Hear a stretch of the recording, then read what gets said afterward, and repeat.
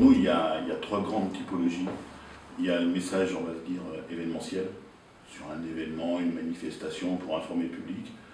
On a un deuxième message, type de message qu'on poste, on va appeler ça le message de service. C'est quand il y a une information importante à donner rapidement aux habitants, aux usagers.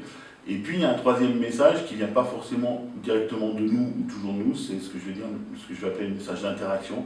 Une question, une affirmation posée par un internaute directement sur la page, auquel on peut répondre.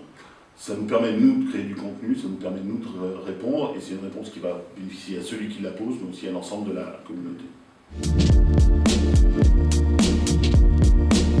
Il y a plusieurs intérêts. Le premier, c'est d'utiliser des réseaux spécifiques pour des types de contenus. Flickr pour les photos, Dailymotion par exemple, ou YouTube pour les vidéos, Pinterest, bon, c'est un peu différent, mais ça nous permet de stocker du contenu multimédia spécifique.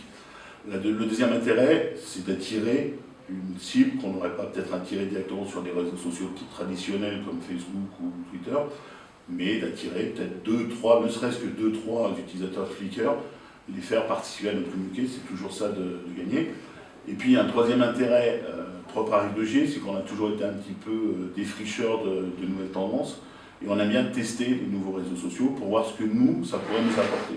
Donc des fois on teste des choses, des fois ça marche, comme Facebook quand on a testé en 2008, ça a fonctionné, on s'est aperçu qu'il y avait une vraie plus-value.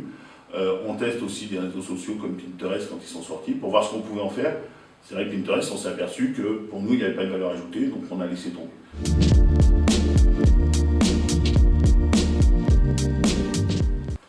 Alors, moi, le conseil essentiel que je lui donnerais, c'est d'être un bon élève, mais pas trop. Bon élève parce que souvent, on lit des rapports, des analyses, comment bien manager sa communauté sur Internet. Il y a des règles, c'est vrai, comme dans le marketing, comme dans la communication. Il faut poster régulièrement à certains moments du jour si on veut attirer une certaine audience.